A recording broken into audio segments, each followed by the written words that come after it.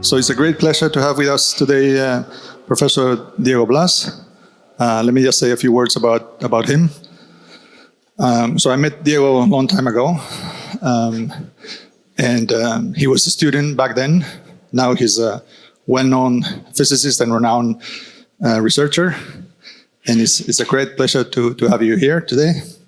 So he worked on, particle physics and cosmology and the interface between both of these things, from models of modified gravity to particle physics and large-scale structure and cosmology and also dark matter.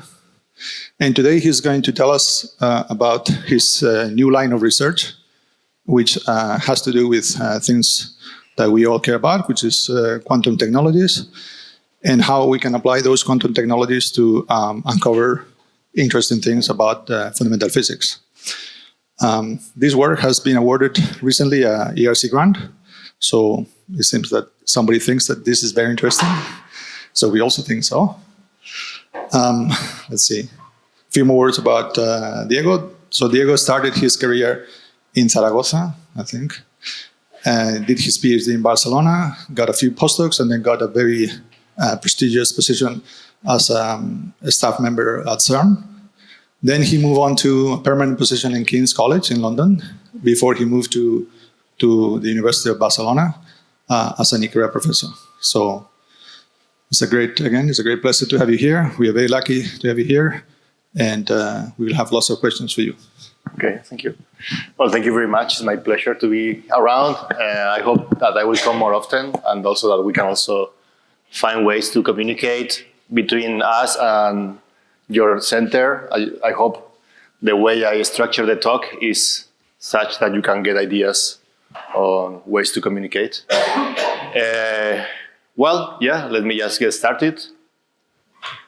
Right, so there are very different backgrounds in the audience, so I guess some of the things I'm going to explain are basic for some of you, but I hope that every single person here will get something from this talk. So I will start with something very basic, which is that we know a lot about the universe today. We know that there has been a Big Bang process at the early universe. Then there has been a creation of different structure, galaxies, stars, dark energy, planets, many things. So we certainly are very happy and very lucky in the sense to be living in this time where we have huge telescopes that tell us a lot about the expansion of the universe for 14 billion years, right?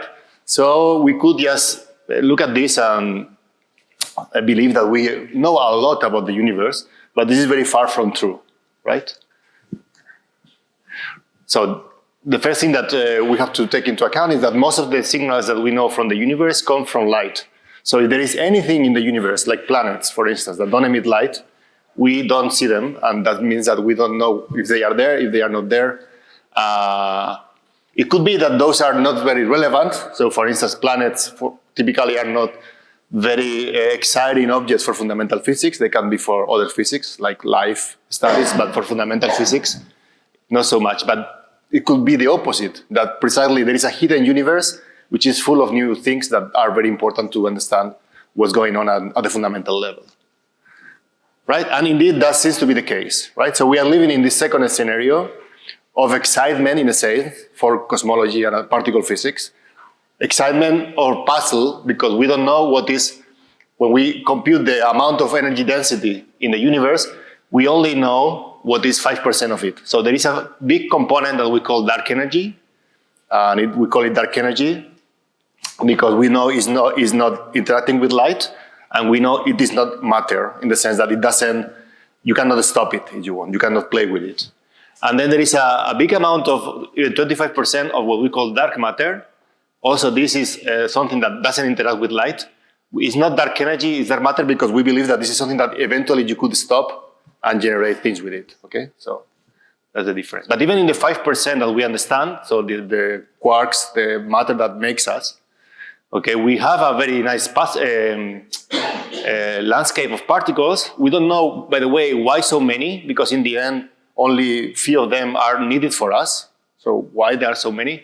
And also we know that with all these particles together, there are still puzzles about why, for instance, the neutrinos has some mass which is very different from the mass of other particles, or why it looks like the universe is about to be metastable today. So things that are also strange in the particle sector hint towards new particles also that are there and we are not seeing them. Right? So we have these puzzles. So we know the universe is full of stuff that doesn't emit light and it has a fundamental value. Even more, we know more than this today. So for instance, we know since 2015 that 1.3 American billions, so gigayears ago, there were two black holes, so two big objects which are 30 times the mass of the sun that collided one with the other, right?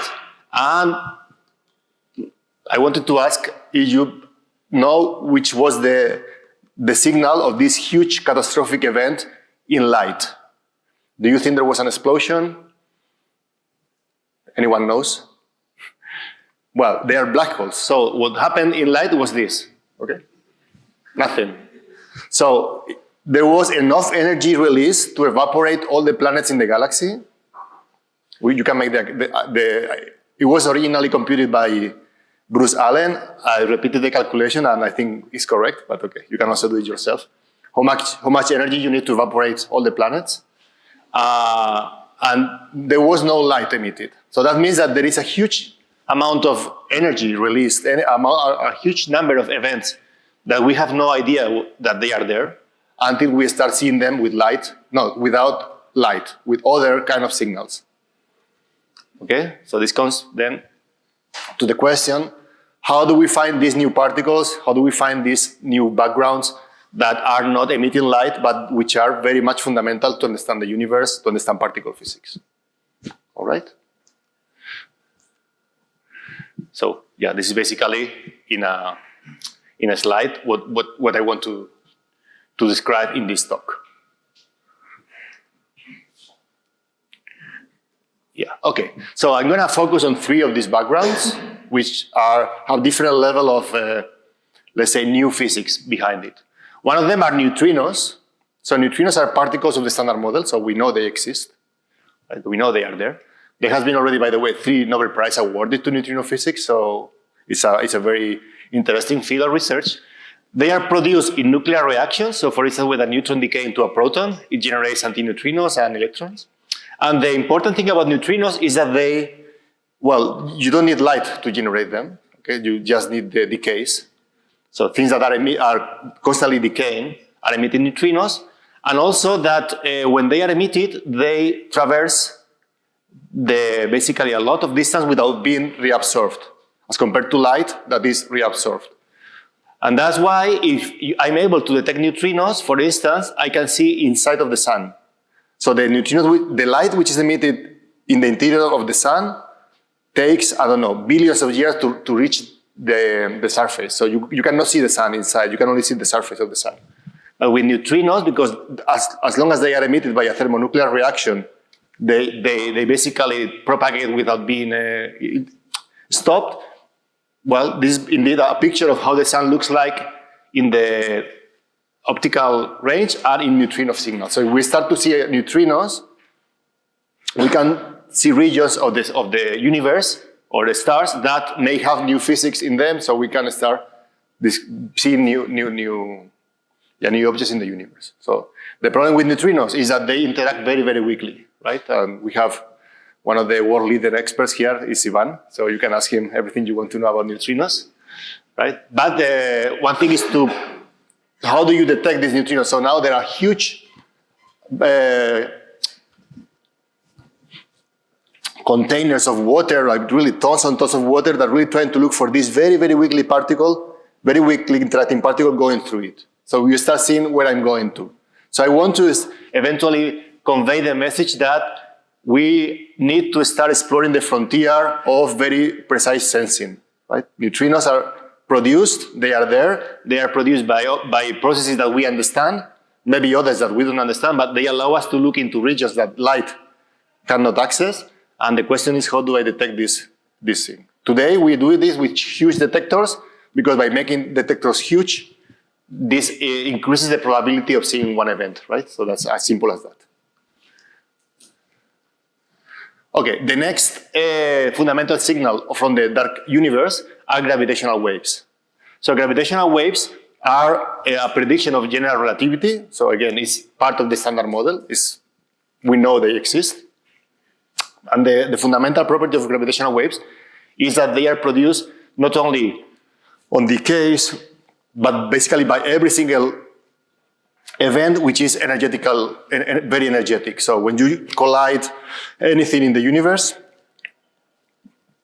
with enough energy, you may not produce light, you may not produce neutrinos, but you produce gravitation and gravitational waves. So basically the distortions of the gravitational field around big objects, these distortions propagate at the speed of light, and they travel through the universe also almost unstopped, and they reach us. So if that's the way we detected these two big 30 solar masses black holes colliding to each other. Okay, we saw the ripples in space-time coming from them. So this is a huge tool.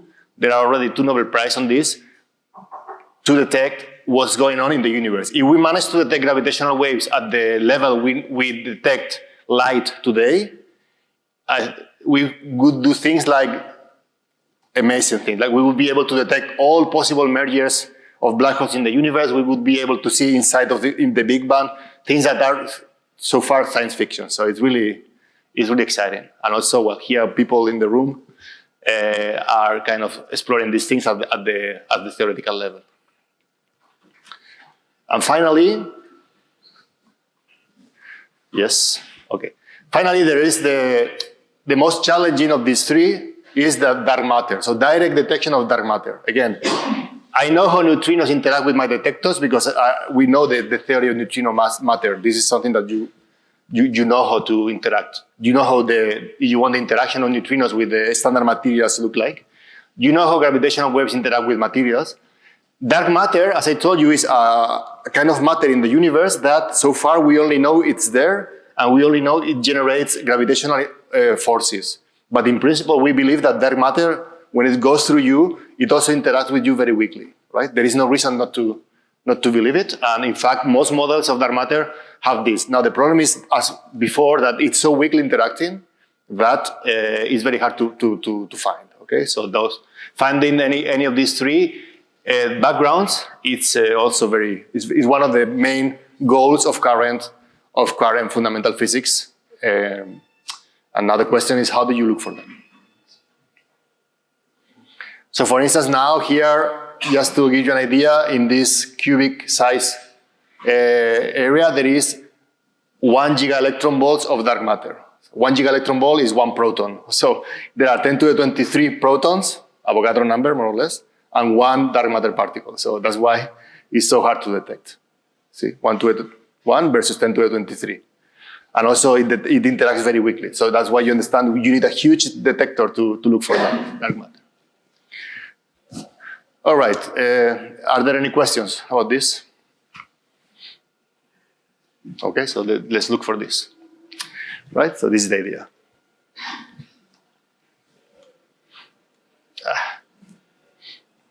I don't know why this doesn't work so well. All right, now how do we do this? And I'm gonna give you my roadmap as a theorist. And as a theorist working on this, well, it's not so recent. It's since 2017. I've been working on this. But anyways, it's recent for all people like us. But 2017 is, for some people in the room, maybe long enough. Anyway, so there are 3 steps that I think are important. The first of them is the one that is where we can do more work, like people like with my background, is to try to map the theory of dark matter, gravitational waves, neutrinos, into the degrees of freedom of the atomic system. So I want to really understand which, to put it in technical words, which is the Hamiltonian of interactions, so which kind of interactions are gonna be seen in the lab, right? When I have a background going through it of any of these fundamental backgrounds. Think about it also in the way that imagine that you want to detect photons. You know photons exist, but somehow you are blind, right? There is no, you cannot interact with photons easily. But you know that photons can interact with electrons through the standard couplings, right? The standard electromagnetism. So the idea is, okay, how do I detect them? Well, I will have to find a way in which electrons are really modified by photons. I will classify the possible ways in which this can happen, and with this I will proceed. So with the fundamental backgrounds, we are in the same situation. So I'm gonna put myself here now. So we are in the same situation where the first thing to do is to understand the interaction that you are looking for. Then once you understand this interaction, the next step is try to understand which is the detector which is best for this interaction, right? Again, if you understand that photons interact with electrons and not with neutrons, then of course it's much better to start looking for electron devices. And finally, the next step is then to start the dialogue with people in the community of sensing or looking for these very precise detectors and start, running a circle in which there is a back and forward, recycling ideas, but also generating new ideas to try to detect these backgrounds. All right? So this is basically what we are trying to do. Yeah, this is not a good idea, I think. All right, maybe. All right, so now why quantum technologies? So why I'm going to focus on quantum technologies? And there are two main reasons for it. The first one is just monetary, all right? And I think that's not a joke, in the sense that there is currently a lot of quantum programs, so many that it's a bit overwhelming. There is a lot of duplicity. So there are many things, many of these programs that are trying to do the same that Google is trying to do. So in this sense, I think it makes sense to, when we think about public money, to try to make this the case that, yeah, part of this huge amount of money can also go into more fundamental stuff, all right? So this happened in the UK. In the UK, they gave a program of 1 billion, in also American billions, pounds, to do, a quantum computer, all right? Okay, great.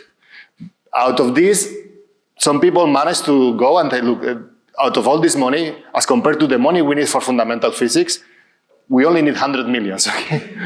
And this happened, and with these 100 millions, we are building the best possible atomic interferometer that may detect gravitational waves in 10 years. So there is a case of, you say, like, we have the opportunity because the governments are very much willing to invest in quantum to profit and say, look, guys, at some point, also it's very important that I'm going to give you a very biased thing, but most advancements that we know of on the last century, they didn't come by trying to do technological developments, but by doing fundamental physics, right? And that's a lesson from history. If we want our next revolution, it will most likely come from a laboratory somewhere in, I don't know, trying to understand the limits of quantum mechanics, but then by people trying to just engineer a quantum device for X. So I think this is a good message that we, by following this strategy of pushing the frontiers of quantum sensing for fundamental physics, we have a case, right? So, and this is happening and it works. All right. But we cannot use this. Okay. Just to give you an idea, this is of course already going on, and I put in this slide different places which are typically doing fundamental physics and that have now quantum initiative, like CERN. And Enrique here is a professor who is from this house and is now spending 6 years at CERN, precisely in this initiative. Where is Fermilab? Well, there is also Fermilab. NASA has a fundamental physics and quantum initiative. There are reviews. There are different ways in which this message can be exploited. I'm only gonna, and there are different approaches of how to do it. I'm only gonna discuss the one having to do with metrology and sensing. But yeah, I will give you this slide and you can play with different web pages and see the one that you get excited about. This here is the one that I told you they put 1 billion euros into the industry or whatever. And out of it, there was this guy who was very clever and managed to get 100 millions for us. Okay, not for me, but for the program, no? Okay, so with this in mind, that's why I'm gonna focus now on these quantum technologies and fundamental backgrounds. I don't have a clock, and this one is off, so I have no idea. Okay, give me 10 minutes, advice. All right, so now let's do this maybe in a bit more of detail. So there is a theory space. The theory space is how these new backgrounds, remember dark matter, gravitational waves, or neutrinos, interact with laboratory degrees of freedom, things you control. We, the high energy physicists, what we do is basically write the minimum set of possible interactions. They look like this.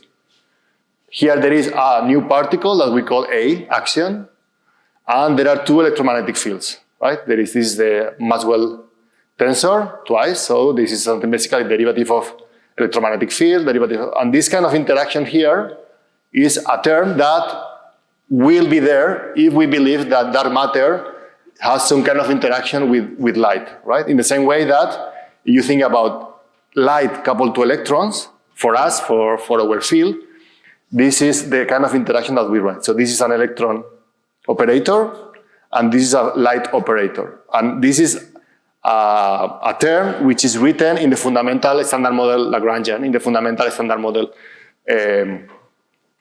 books, if you want, okay?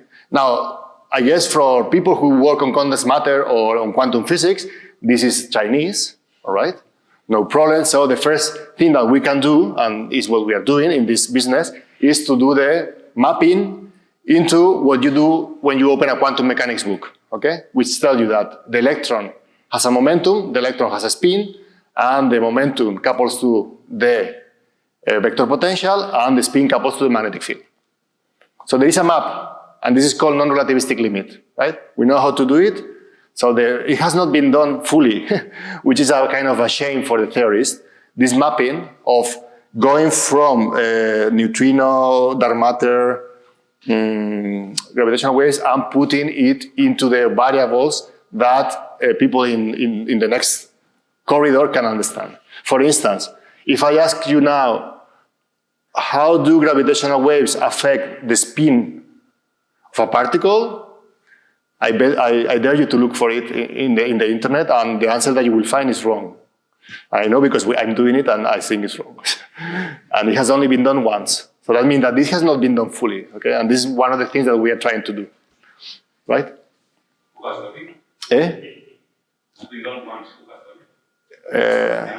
No. Atoshi Ito. Okay, you can look for it. Okay, it's not wrong. I mean, it's kind of okay. Excuse me? No. No. This is not in the book. Anyways, yeah, I mean, apart from this, the idea is that this mapping is fundamental also if we want to start a dialogue with our colleagues, that then what you can do is, okay, I can tell you that if you are looking for any coupling to electromagnetic fields or any coupling to spin, out of this theory space, I will also generate new spin interactions. So if you are looking for magnons or things that are very sensitive spin detectors, if an axion goes through it, it's going to make a new effect on the spin dynamics, and that's the way I'm going to look for it. So I want to then give you a Hamiltonian, okay, yeah, here, the signal, right? So you're going to have, in your degrees of freedom of your laboratory, you're going to have the quantum mechanics textbook Hamiltonian, there's going to be some noise level, and then there's going to be the signal that I'm going to give you. And it's as simple as that. And then the task of this circle is to see how do we efficiently look for this interaction. All right, I'm going to give you, in this second part of the talk, 3 examples in which I have been working, and that are, of course, very biased to my work, but that to give you an idea of how we have been working with this logic. First, dark matter. So I told you we know that dark matter exists. We know it's an effect that most likely corresponds to a particle with a certain mass, right? But then, once we start asking, what is this particle, this new particle, we start seeing that basically we know nothing about this particle. Because, for instance, we don't know if it is a boson, if it is a fermion, if it is a spin 1, a spin 0, if it is, even its mass can be as light as 10 to the minus 2 electron volts. So remember, one proton is 1 giga electron volt. So this is 30 orders of magnitude lighter than the proton. So very crazy, but this is available by the theory. It can be much heavier than a proton, but also it can be made out of just kind of stars. So it's not a particle, but it's like a collection of particles chunked together, and that's the way dark matter is behaving. So we have no idea of what dark matter is. So what we do when we try to look for it is, okay, we select a mass scale, right? And then we try to see how do we see it. So we are like exploring a very large landscape of possibilities. All right, so maybe if you think that there is a background going through you constantly of these particles, the first thing that you want to try to do is to try to stop it.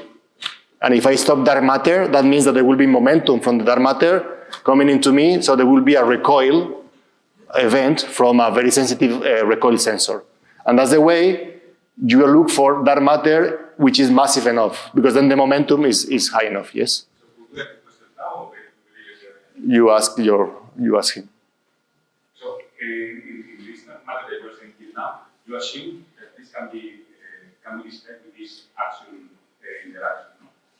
Or others, yeah. Exactly. So there is room for other theories, and all these different masses, they will be described by the same theory, or they have different models to describe.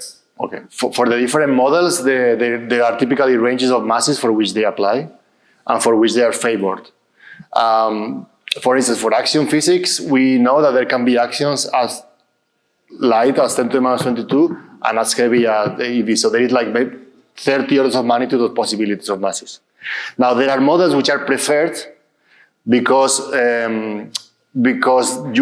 for dark matter, you have, today we can build a very comprehensive theory of dark matter where we can also produce it in the early universe to the level that we observe it.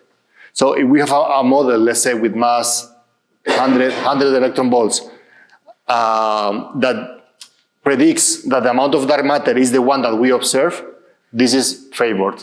Otherwise, this is disfavored, because if, you see, we know that we need to produce it somehow. We know it's there.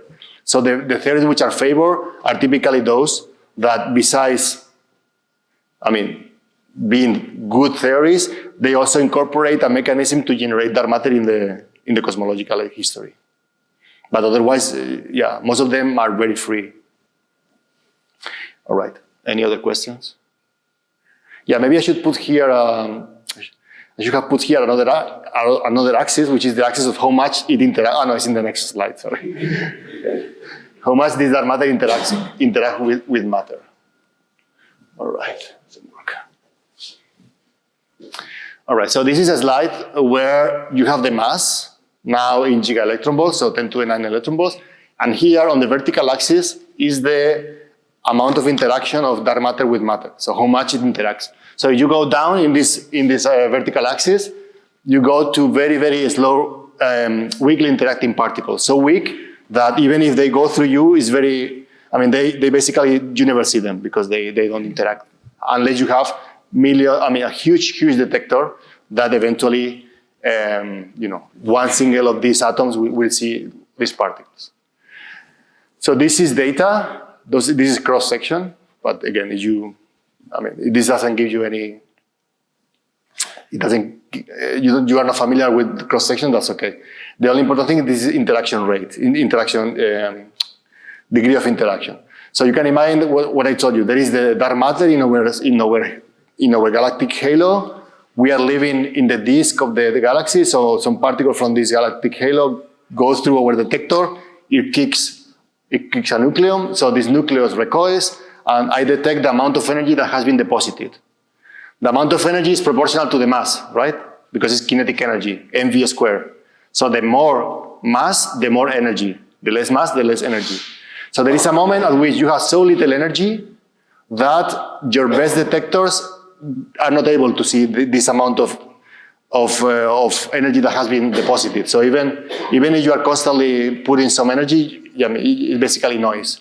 And that's why at low masses, around giga electron volt, you see that there is no possible detection with these traditional searches of dark matter. So there is no way in which these huge tanks for which we spend millions of dollars or euros, they will see dark matter models below, let's say, kilo electron volt or mega electron volt even. So there is a huge parameter space, and the problem is that we cannot see, there is a threshold of momentum interaction. So now the question is, how do I go and find ways to look for low momentum exchange, right? And here is where quantum mechanics is at use. Because if you do a scattering event, the same you do in quantum mechanics, and you have a target, okay, and you scatter a wave packet from it, even if you don't exchange momentum, you change the wave packet. So there is a phase difference, there is an interaction. So you don't need to recoil. So now if you are able to measure very well the phase of the target, you will see that there is a flux going through, even though it doesn't move, right? And this is something is in Sakurai, so you can see this in the, all right? So many of the things I'm saying, I didn't know 7 years ago. Now they look like I should have known them. So maybe I look a bit arrogant, but you can ask JJ if that's not my style. Okay, what I want to say is that the kind of calculation that we are going to do from now on are quantum mechanics level, not high level. Right, and here is something that we did with Rodrigo Alonso and Peter Wolf, and that was my first paper on this field, and that was exactly this.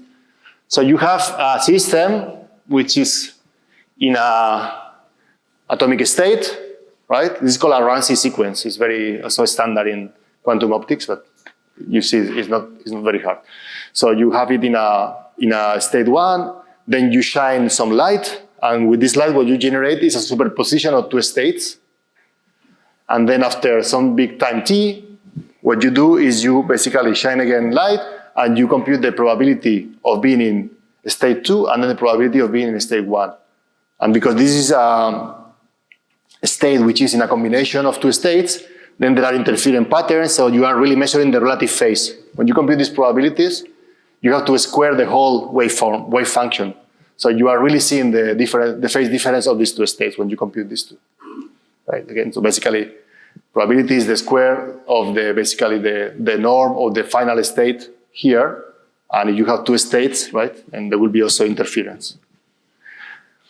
This is, by the way, the best explanation for me as a particle theorist is in the Weinberg book of quantum mechanics, which I highly recommend. Chapter number 6, very good. The second edition. Good. Okay. Anyways, and he explains this very for us. And what it turns out is that you can tune the parameters so that the probability of 2, okay, of finding the second level here, is a cosinus of the energy level difference of these 2 states minus the frequency at which you are shining light. Okay, this is basically engineering. That means that if something changes the relative phase, the relative energies in the way, independently of if you push it or not, but if you change remember that this comes from the phase, right? E to the IHT is basically how you evolve this system, and if you change a little bit the phases, this is going to change. So basically, in the next picture, the question is what happens if now in this process of Ramsey sequence, there is a dark matter particle going through it, and it changes the levels of these 2 guys with differential interaction. So if I interact more with red than with gray, I change more the phase of one or the other atom. So in this measurement, I can basically generate a phase shift, and I can compute, and this is in our paper, how much this probability of being in the 2 states is modified when there is an interaction rate, F, with 0 momentum transfer. So here I don't scatter, I don't recoil my atoms, I just go over them. And this is the one rate for the state 1, and this is the one rate for state 2. And then all the rest are, of course, it depends on how much dark matter there is, number density, and other factors that are not important. So the question, the great thing here is that with this, I can go and open up a huge parameter space. How many? 30 orders of magnitude, all right, at which traditional detectors see zero. Impossible they will see anything because they are below threshold. And here is where quantum mechanics is very important because you have this kind of amazing thing that you can, as long as you go through over something, basically you don't need to change momentum. You just, by interaction, by going through it, you change the phases, and that's something you can measure. Well, also, by the way, if you have an entangled state or a state which has some quantum properties, by interaction with the background, you also will generate the coherence. So eventually, by studying, not this setup, but the setup where you have atoms which are coherent and then there is a background going through it, you can also, through the coherence, look for dark matter this way. Right? So, and this is basically what a possibility. Now, the question is, this is basically number one. Now I took a model, and this model is written in the language that we particle physicists understand. So there is an operator that tells me that this is an interaction between nucleons. This is the spin of the nucleon in high energy physics language, and this is a dark matter possible interaction. And these two guys, there is a fundamental theory of dark matter that gives me this interaction. Now, what I'm going to do is transform it into the interaction that will be important for the atomic degrees of freedom. This is the spin, so this is something that modifies the spin of the nucleus, and this is the velocity when you take the non-relativistic limit of dark matter. So eventually, by looking for spin modifications, all right, basically generated by the different velocity of the dark matter particles, I can put a bound into this coupling of interaction. And this is what we showed in this plot. Here is the mass, and you see we can extend it to very, very, very low masses. This red line is the bound before our paper. And, well, in blue is something that we believe we can get from atomic clocks, and in green, something that we can get from atomic magnetometers. So basically, atoms that are made in the superposition of two states that are differentiated by spin. So the phase that this operator is going to impact is different if up and down. Here they have different spin, right? So then that's the way we can do. Yeah, again, I understand it's not something that you may be able to understand immediately, but I hope the idea is clear. And also, well, here, of course, I cherry-picked the best possibility, right? But for sure, there are models of dark matter that suddenly we jump by almost infinite amount of new possibilities by using quantum technologies, because before, basically, if you want, here we are profiting from the fact that before the bounds were really bad, okay? Because there was no bound, in a sense. How much time do I have? 10 more minutes. Well, I'm going to skip this. 10 minutes if I don't have 10 plus questions. All right, so this was basically, I said atomic clocks and co-magnetometers because they work with this Ramsey sequence.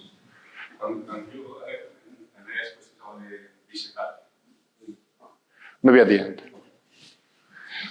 I'm going to give you another possibility, which is these atomic interferometers. They work in a similar way, but now let's say we want to build them with large devices. So what are these atomic interferometers? It's also relatively similar. So you have a setup with two states, ground state and excited state. If nothing happens, the state propagates as standard in quantum mechanics. So as I told you before, the Hamiltonian generates the phase here, and then you have a zero state, and so on and so forth. So blue is going to be ground, red is going to be excited. So there is a well-understood procedure in atomic interferometry that consists of the following. So I send this is space and this is time. So I send a collection of atoms in the ground state, right? Now I shine light as before, and I generate this superposition of the two of them. But in this case, I do it in a way that this laser kicks up the excited state. So it's similar to before, but I go from one to a superposition. But now, in the way I do it, with this kind of engineering, I make that one of them goes up. So they no longer coexist in the same space position. Now, after some time, I shine another laser beam, and I know how to turn the excited state into ground state and push it back down, and then this one push it up. Okay, so this is something that, as I said, you can believe people can do in the lab. Okay, it's not. And eventually, what people do is that they measure the amount of excited state and the amount of ground state, and again by measuring these two here, because you have to square the total wave function, they will also be able to measure for interference of the two states, going up or going down. Now, eventually, as I said, what you measure is the phase difference of these two guys. How can this be used to look for fundamental physics? So as before, clearly, whatever changes the phases of up or down in a differential way, as before, okay, will be a possible target for this experiment. So if someone builds an atomic interferometer, they will be able to see these phase shifts.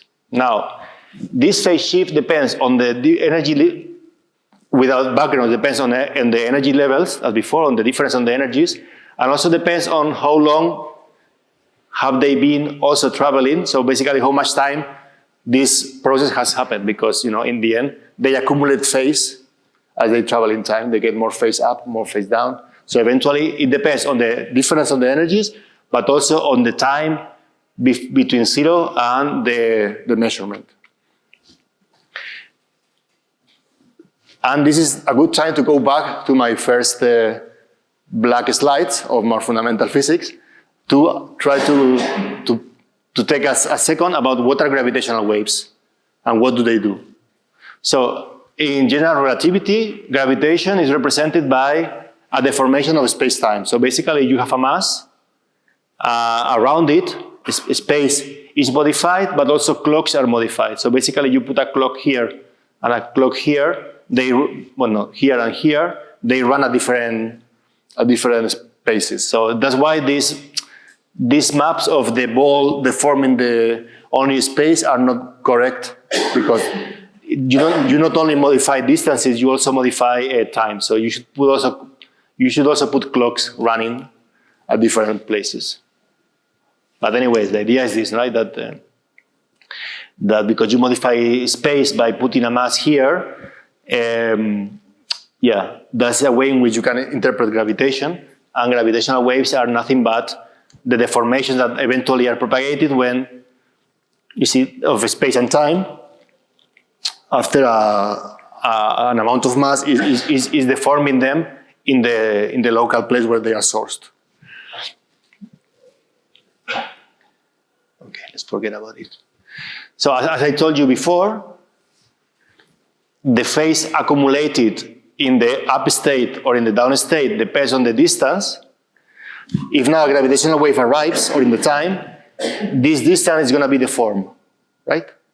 So there's going to be a little bit more of time in the clocks, you see, because the gravitational wave comes, it deforms the amount of time, I mean, the clocks when you emit it, or as compared to the clocks where you detect them, that means that the amount of time that you have spent from 0 to t is a bit bigger or shorter, because the gravitational wave has modified it. And that's why there is this whole program of using atomic interferometers. So basically you have two atomic interferometers at two different sites. So there's a vertical tube. You have two of these setups, Okay, when you have these triangles in each of them, sorry, what triangles? No, squares, whatever, tetraedra, no, whatever, plaques, and then basically in each of them you have this process of interference. Each of them is going to have the phase modified because the gravitational wave modifies what time means here and what time and distance means here. And by comparing these two, basically, by comparing the U on the amount of phase accumulated up and the amount of phase accumulated down, you can try to look for gravitational waves. This is something that, well, forget about this second because I don't have time, but this is something that has been explored. We are precisely, that's where we got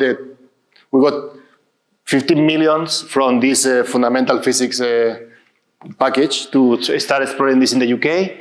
It has a name, it's called ION, and with this, eventually, we will be able to see gravitational waves characterized by strain. So a strain is how much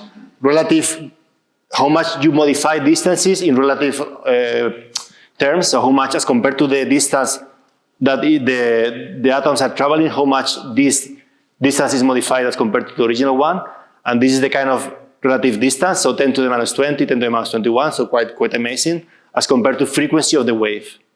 So this is where gravitational waves have been detected today, so basically 100 hertz.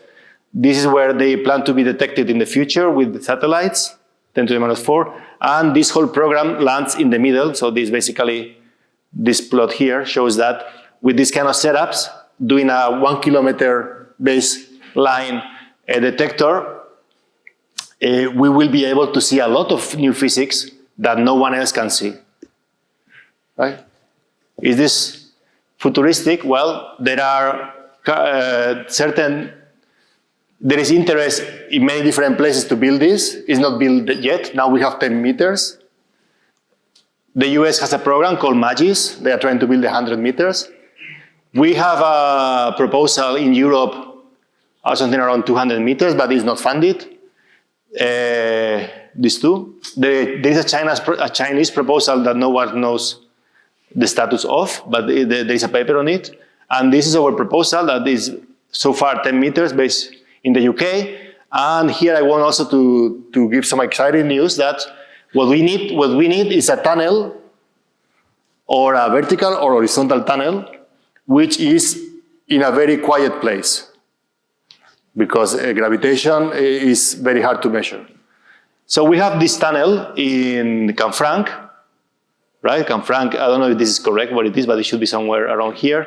It's a place in the Pyrenees where there is a very beautiful hotel where you can go and pay very little money if you are a scientist, so I can tell you. And they also have, there is a ventilation tunnel that goes all the way. There is a tunnel of a road tunnel, and next to this tunnel there is a laboratory. And in this laboratory they do things that, by the way, people here in the Basque Country, they are very active on this. So there is a gallery of 300 meters, which is basically like this. I've been there, so it's almost empty. So you can put the guy here. And there is also a horizontal tunnel of 10 kilometers. Now, even more interesting, people have measured the amount of noise in this place because it was a suggested site for a gravitational wave experiment like 5 years ago. And it is a fantastic place to do this experiment because it's very quiet. It's very quiet. It's big rock, it doesn't matter. And also it depends on the frequency also.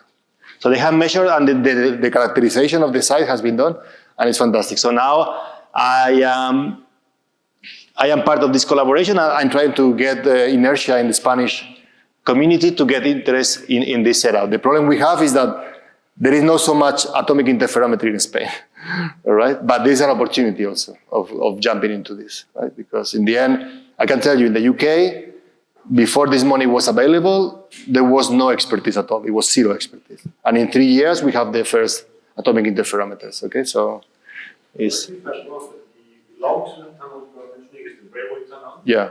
But the lab is conditioned only for, I mean, it has been scattered further. Mm-hmm. But the railway tunnel itself is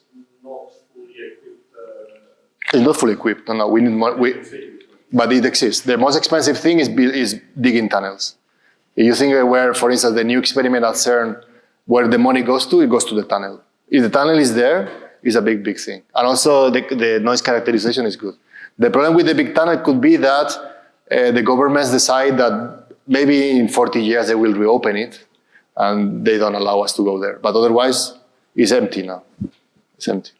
They use it to go back from the side to the Spanish place, but in the other way, I have a picture of it.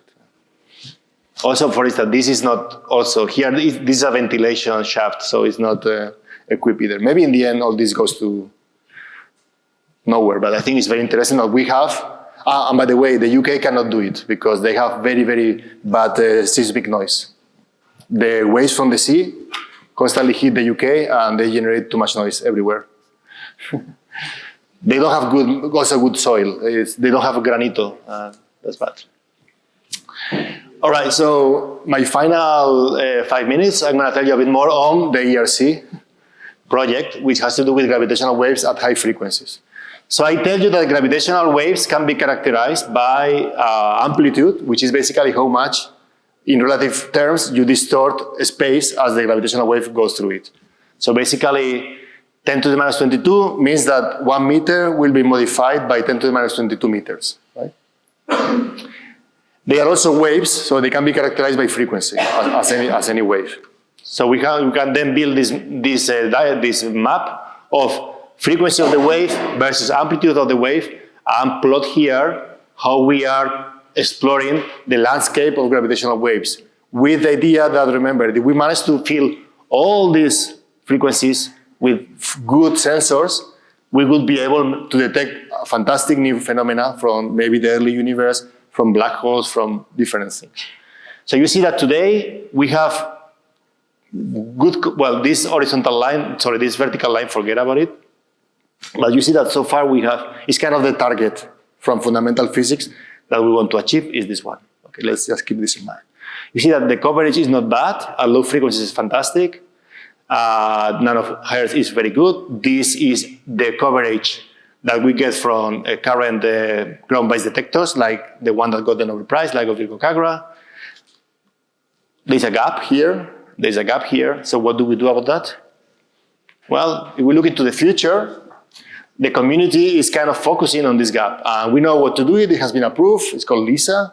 It's a satellite, 3 satellites that will do basically what we do on Earth, like look for the deformations of distance in this time with 3 satellites. There are other interesting physics you can do to cover this with other physics cases. And by covering different frequencies, as I told you before, you can cover different phenomena that so far has not been detected, but we know or we expect them to be there.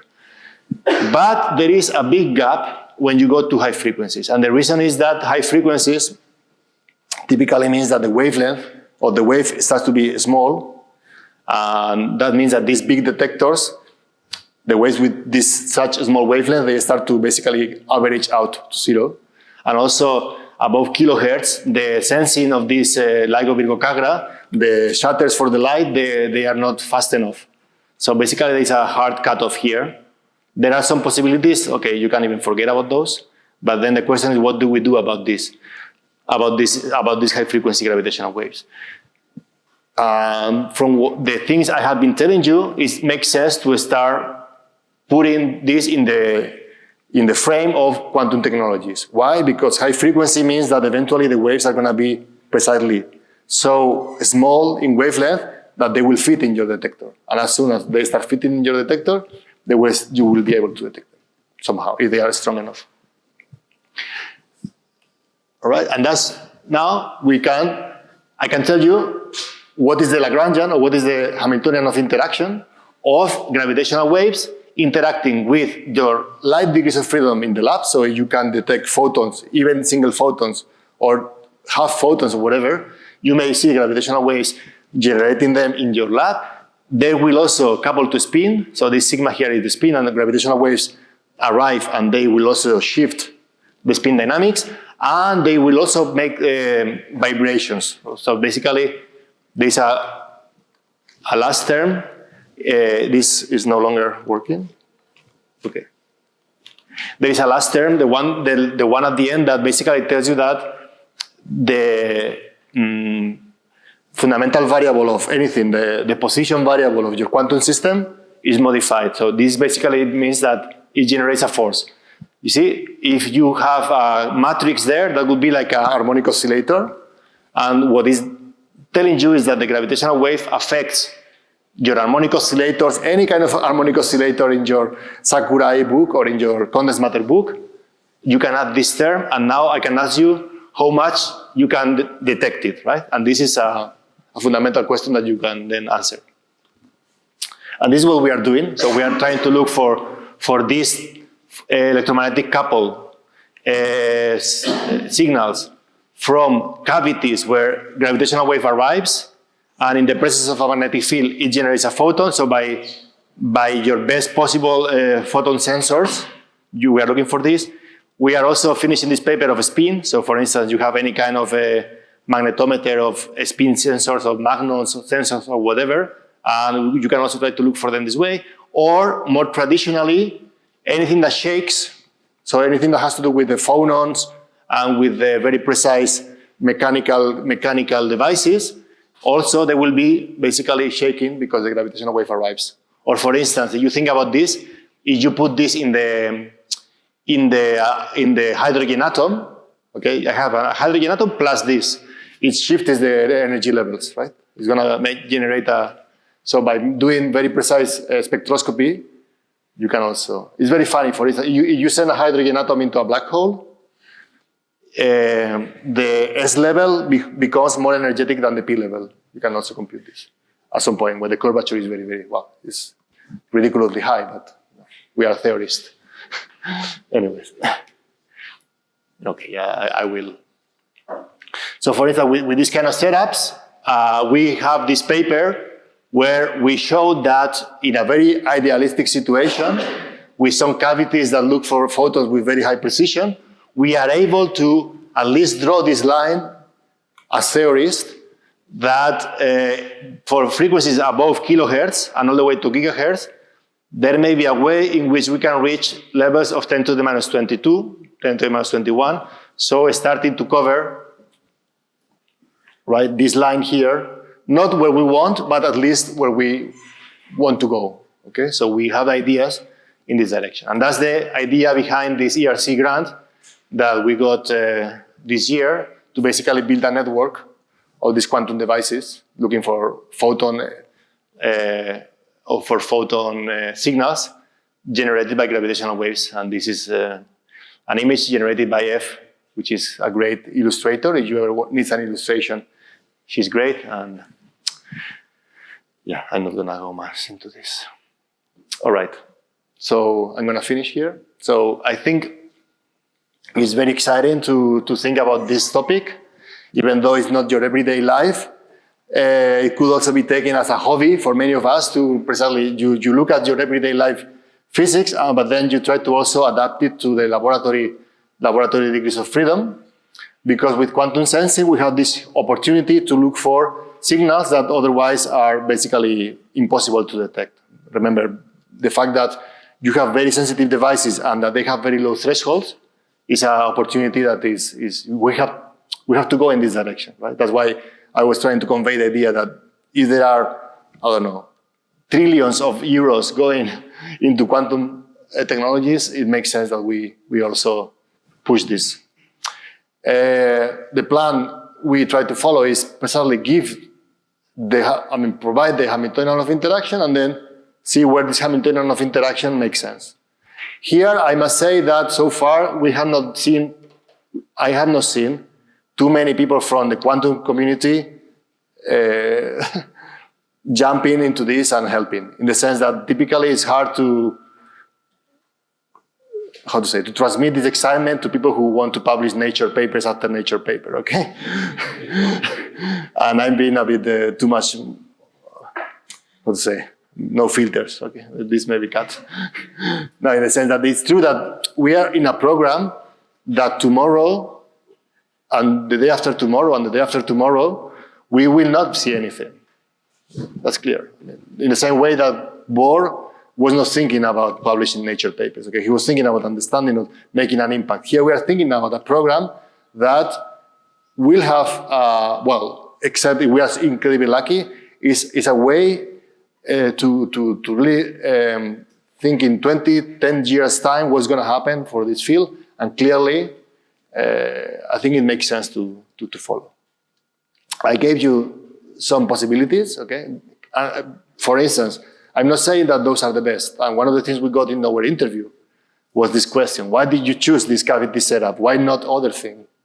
Which is a very valid question, right? Because in the end, you start exploring literature and there are many possibilities to look for photons.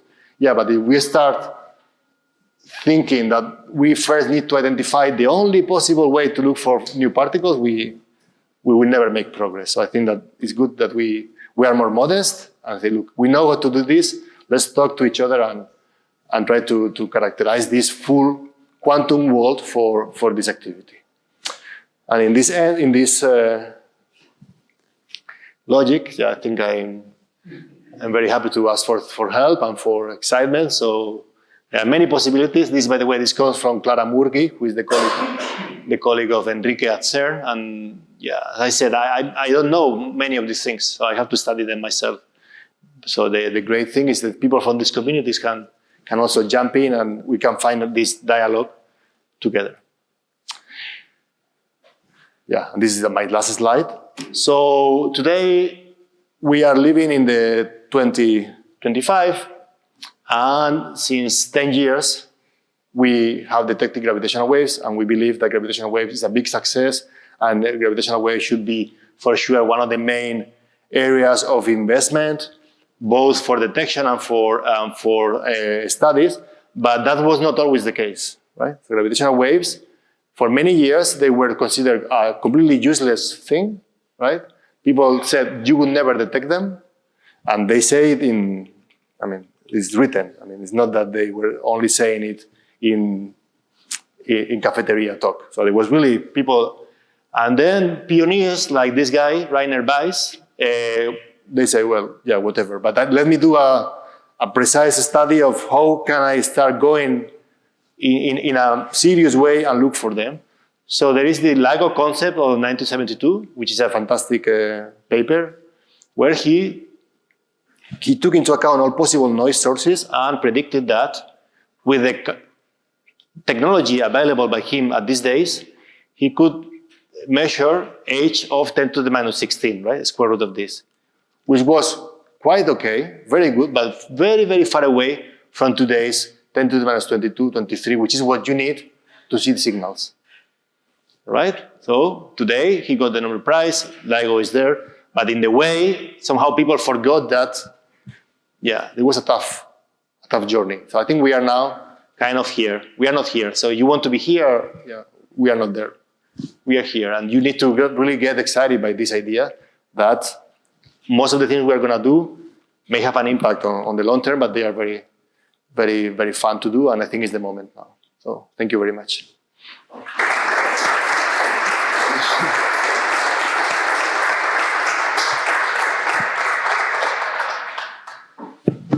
Okay. So we have some time for questions.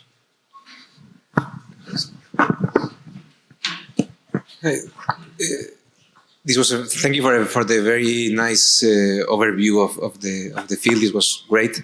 So talking about Nature papers and Nobel Prizes, you mentioned cosmic neutrinos. Can you? Well, but just skip that slide. Can you comment on that, please?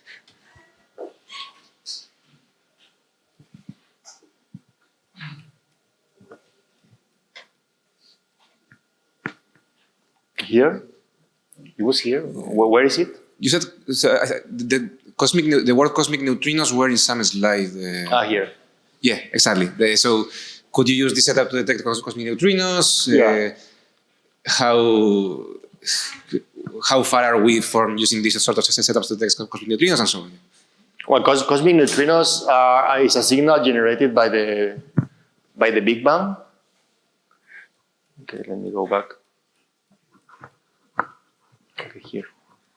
So when we look at the universe in light signals, there is a hard cutoff where we can start to see light. And it's basically at 300,000 years after the Big Bang, because before the universe was so dense that light from before was basically not free. Okay, this is called the cosmic microwave background, the one we see from here. So anything before, we cannot see with light. But neutrinos, in this dense environment, is not dense enough for neutrinos, so neutrinos can go from before, right? So what Ivan is now mentioning is that we know that there was a moment where the universe was much hotter than in the CMB times, where it was constantly emitting neutrinos, and at some point these neutrinos free stream and they come to us, and we know they are there, they are impacting our cosmological observations, but we have not detected it today. If we detect it today, we will be able to see a lot of the universe from times that we have no information. Now, these neutrinos are, well, they are like 56 here, I think now. 6, 57, 58. About 50 neutrinos here in this cube. So very, very small amount of them, and very, very weakly interacting. So they are very hard to detect. They have very low, also they are so, the mass is very low, so you will never generate a recoil in these detectors. So then that's why, oops, sorry. Yeah, this will come back in a second. That's why it makes sense to adapt all this formalism also to look for them, because they are gonna do something close to this. So when these cosmic neutrinos go through the detector, if they modify the phases of these two states in a way that is different, I can put here the interaction of the neutrinos with electrons, all right, and see if this is a good way to look for them. The answer is that it's not. It is much better than anything else, right? And you can see our paper on this. First, because neutrinos couple in this way. So, for instance, you can see that there is a coupling between a spin of the electron and a spin of the neutrino, for instance. Spin. So if the neutrinos are polarized, for instance, they will generate an impact. We compute it, and as I said, we are the best I know of, but we are still very far away from detecting it.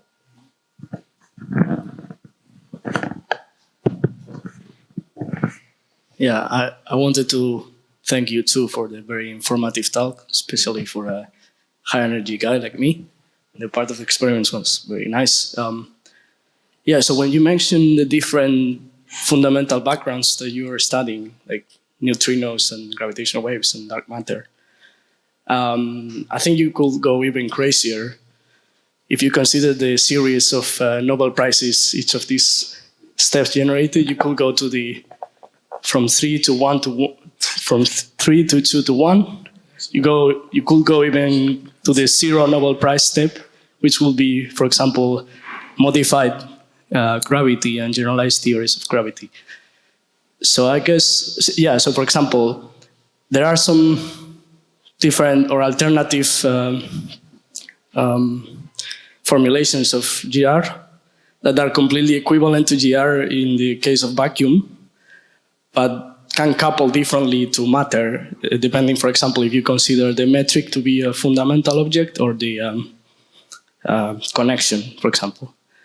So my question, I guess, is whether you have considered or have there some efforts in thinking of these different couplings to the...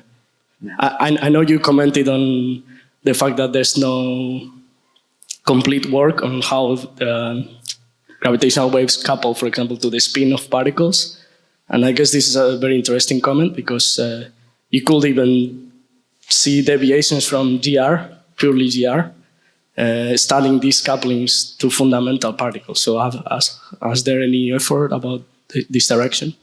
Thanks. Well, one of the things that when we compute the signal from gravitational waves, we are always assuming that they are, well, not always. In these cases, we assume that they are, most of the cases, we assume that they are gravitational waves from general relativity. But for instance, for atomic interferometers, my last paper is precisely on massive gravity, in the sense that if there are more polarizations of the if there are more polarizations, is that, well, let me explain this.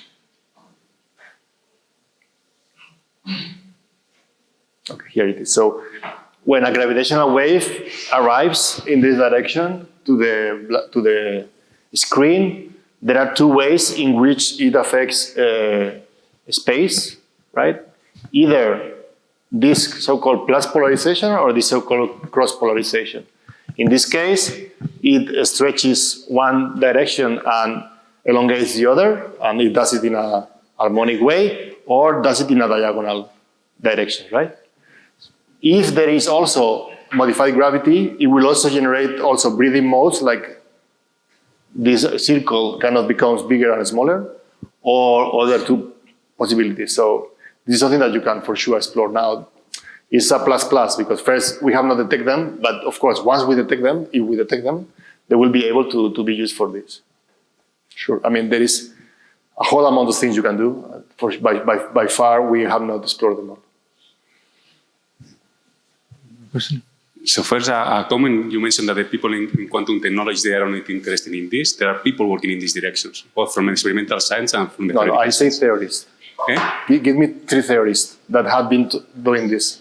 About quantum sensing? No, I mean, not quantum sensing. Like trying to really understand the questions in fundamental physics that are important for our field, and then adapting to this dialogue. Yes, we can. We can give you a list. Give me? So Give me this is not fair comment. And then there is 2 questions. Well, I don't want to attack anybody. I want to say that, in my experience, I have been talking way more with experimentalists than with theorists. And when I talk to theorists, okay. When I don't know why you take it personal. No, it's not personal. You make a comment, I make a contra comment. That's all. Okay. And now 2 questions. And I don't know if it's related with the question before. It's about this gravitational waves have been already detected. So what would we need it to understand if it is the case, the quantum nature of gravitational waves? This is the first question. Second, about the setup of you were putting about the dark matter. There are many assumptions there. At the end of the day, there are interferometers, and it's a clock experiment what you are doing there, not just to understand the frequency or the difference of the frequency of the internal levels, and you are measuring just the difference of these frequencies. So the first assumption, because you said that in theory what is less known is about the dark matter, so there's open models that you can fit there, and your assumption here is that they will interact differently depending on the internal level of your particle, your proof. And the second thing that I wanted to ask you is how you will differentiate this difference in the frequency that you will know for sure that it's dark matter or any other thing. So okay. How do you seal your experiment to really be sure that what you are measuring what you want to measure? Okay.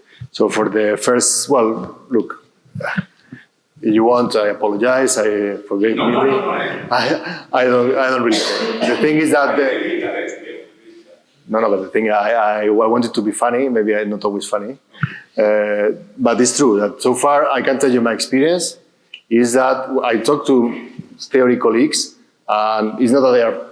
Let's put it this way: they are busy with their stuff. I totally get it.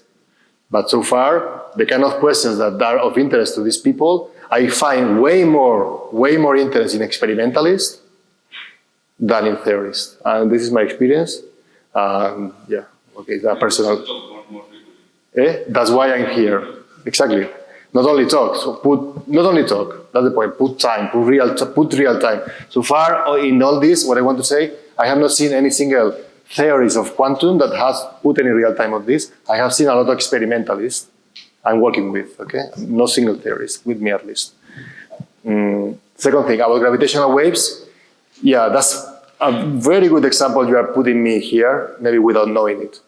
There are people now trying to look for the quantum nature of gravity by trying to test the interference generated the transfer of entanglement from 2 systems through gravity. All right.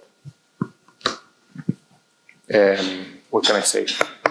As a fundamental level, it's not even clear what this is testing. So that's what I mean, that I have not seen, and I'm talking now to people in this community, and it's amazing that there has not been a dialogue between what they are really testing and whether this is relevant for me, because maybe what they are testing is precisely if there is a fifth force among these bodies. But this dialogue has not been, it has been there, so far there is no paper on this, all right? Now, gravity is an effective theory, we believe it is quantized. To start exploring its quantization, well, there are many things you can do. First, you need to go to configurations with one graviton or few gravitons. You have a classical configuration, like all these gravitational fields, they are the ones that you see here, they have occupation numbers 10 to the whatever you want, so it's very high. Detecting if they are in a very coherent state or not is very hard. But sure, there are configurations like me now. Now I am generating less than one graviton now. So I'm doing this is a quantum process. I'm not generating any graviton now. It will take me the history of the universe to do it. So there is of course the regime in which gravity has occupation numbers of order 1, and that would be of course a great experiment. It would be very hard. Also with these guys doing the entanglement thingy, if they manage, but at some point to me, they really need to understand if they are looking at the quantum properties of the field or at the quantum properties of the, and in this note, for instance, I guess you know, but what's the name? I forgot now the name.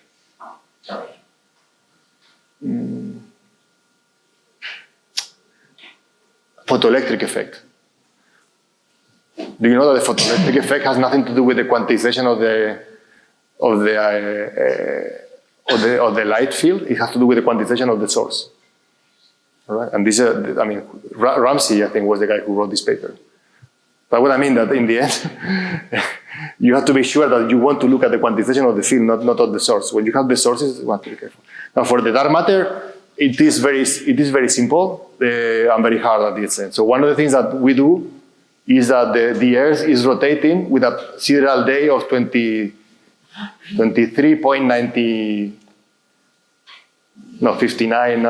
minutes, whatever. It's not 24 because it's sidereal. And then what you have to, for instance, this shift in difference is going to be daily modulated. With a period that there is no human scale on it. 24 years, but 23 years. So for instance, it will be also, you can do differential measurements. So you can have 2 atoms, and I can predict how this, that's why, by the way, I use co-magnetometers and non-magnetometers. I need to use differential measurements all the time. I fully agree. We don't understand atomic physics at this high level, we measure it. So we need to always make differential measurements. That's a good point. Thank you. Yeah, I think so. I actually hate to agree with Enrique in anything, even if marginally. Fortunately, it seldom happens. But in this case, he has a small point, and this is a very general feature. But the distinction we normally have in high energy physics between theorists, phenomenologists, experimentalists is very diffuse in the quantum context. So perhaps that's part of what you have been perceiving. I may be biased. So that may be part of it. And but now more to something which is related to what you are showing there is that actually the idea of atomic interferometry for gravitational aspects is pretty old. And you were mentioning Nobel Prize winners. Steve Cho got a Nobel Prize, and I think it's 25 years ago that he had this atom interferometry with a fountain source, which is actually a interferometric pound replica to some extent, if you will. Sure. And now to the examples you were giving, to what extent is this very long base interferometry not going to be dominated by gravitometric effects? Or it is true in this example you are mentioning here, you have a scalar component, you have failures of the weak equivalence principle. So wouldn't that overwhelm any kind of dark matter signature if there is a distinction between dark matter and deviations from equivalence principles? Let me see if I have it here. Well, the main problem, you don't see it here, but is this line. So here, this is basically the sensitivity curve for 100 meters, 1 kilometer. This is built with the noise budget we I lost you. This is built with the noise budget we know today. So we basically we make an extrapolation of what we want to do. We kind of have, we talk to people who know what is the budget that you expect in this experiment, and then you build this guy. And how kilometers. Now there is the big problem is really the noise coming from gravitational events happening around us, what is called gravity gradient noise. Of course, this is a challenge, and we are trying to fight it. If it is here, it will be a full disaster. If it is here, it will still be okay, marginally okay. Yeah, this is, you are totally right. Atomic interferometers, we are not exploring, we are not inventing them. We are just saying that there is this case that precisely by making them very big, you will be able to detect gravitational waves. But in the way, there are many difficulties, so I don't know. So you want, in our reports, we always acknowledge the difficulty of it. But, there's no, how to say. The lesson from human history typically is that as long as you identify the difficulty and you kind of think that you can do something with it, we'll do it. But I cannot guarantee you we'll do it. Okay. There are no more pressing questions. We had a lot of questions already, so let's thank Diego again.